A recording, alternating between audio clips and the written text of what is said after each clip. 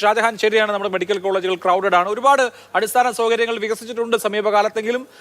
അത് തികയാത്തതാണോ പ്രശ്നം, അതോ രോഗികൾ യഥാർത്ഥത്തിൽ ഒരു റഫറൽ സെന്ററാണ് മെഡിക്കൽ കോളേജ്, എല്ലാ രോഗികളും മെഡിക്കൽ കോളേജിൽ വരേണ്ട ഒരു കാര്യവുമില്ല, പക്ഷേ ഈ മാനദണ്ഡങ്ങൾ പാലിക്കപ്പെടുന്നില്ല. എന്താണ് ഇപ്പോൾ കേരളത്തിലെ മെഡിക്കൽ കോളേജുകളുടെ പ്രശ്നമായിട്ടൊരു ഡോക്ടർ മെഡിക്കൽ കോളേജിൽ വർക്ക് ചെയ്യുന്ന ഒരു സർക്കാർ ഉദ്യോഗസ്ഥൻ എന്നുള്ള നിലയിൽ എന്താണ് താങ്കൾക്ക് തോന്നുന്നത്?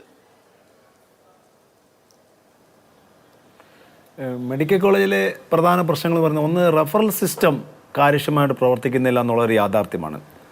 റഫറൽ സിസ്റ്റം നന്നായി പ്രവർത്തിക്കുകയാണെങ്കിൽ നമുക്ക് മെഡിക്കൽ കോളേജിലെ തിരക്ക് കുറയ്ക്കാൻ പറ്റും.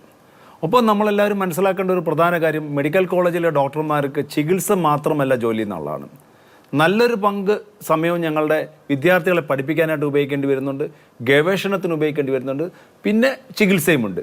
അതുകൊണ്ട് തന്നെ ഒഴിവുകൾ കൃത്യമായി നികത്തുക എന്നുള്ളത് വളരെ പ്രധാനമാണ്.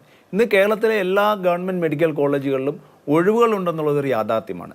ആ ഒഴിവുകൾ കൃത്യമായിട്ട് നികത്തേണ്ടതൊരു വളരെ അത്യാവശ്യമായിട്ട ഒരു കാര്യമാണ്. ഇപ്പോൾ എല്ലാ മെഡിക്കൽ കോളേജിലും നമുക്ക് എടുക്കുകയാണെങ്കിൽ പല മെഡിക്കൽ കോളേജുകളിലും പല ഡിപ്പാർട്ട്മെൻറ്റുകളിലും വേണ്ടത്ര ഡോക്ടർമാരില്ല. ഡോക്ടർമാർ ഉള്ളിടത്ത് തന്നെ നമ്മൾ പണ്ടത്തെ ഒരു സ്റ്റാഫ് പാറ്റേൺ വെച്ചാണ്, അതായത് ഈ രോഗാതുരതയൊക്കെ വളരെ കൂടിയ ഈ കാലഘട്ടത്തിന് അനുസൃതമായിട്ടല്ല, ദശകങ്ങൾക്ക് മുമ്പുള്ള ഒരു സ്റ്റാഫ് പാറ്റേൺ വെച്ചാണ് ഡോക്ടർമാരുടെ പിന്നെ തസ്തികകൾ നിർണ്ണയിച്ചിട്ടുള്ളത്. അതൊക്കെ മാറ്റേണ്ട ഒരു ആവശ്യകതയുണ്ട്.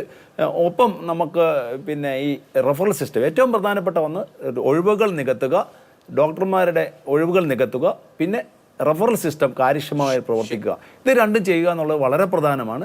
അതിനകത്ത് വേണ്ട നടപടി എടുക്കുക. അതിനുവേണ്ട നടപടികൾ വേണ്ടതിനെക്കുറിച്ചൊക്കെ ഞങ്ങൾ കൃത്യമായിട്ടുള്ള ഞങ്ങളുടെ നിർദ്ദേശങ്ങൾ ഗവൺമെൻറ് സമർപ്പിച്ചിട്ടുണ്ട്. KGMCT അക്കാര്യത്തിൽ വ്യക്തമായ നിലപാട് എടുത്തിട്ടുണ്ട്. ഞങ്ങൾ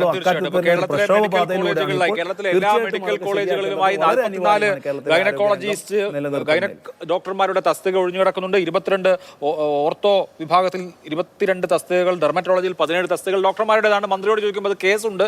കേസ് കാരണം അസിസ്റ്റന്റ് പ്രൊഫസർ നിയമനം നടത്താൻ കഴിയുന്നില്ല. അതുകൊണ്ടാണ് 44 ഗൈനക്കോളജി പോസ്റ്റുകൾ നമ്മുടെ മുഴുവൻ മെഡിക്കൽ കോളേജുകളിലുമായി ഒഴിഞ്ഞു കിടക്കുന്നത് എന്നുള്ളതാണ് പറയുന്നത്.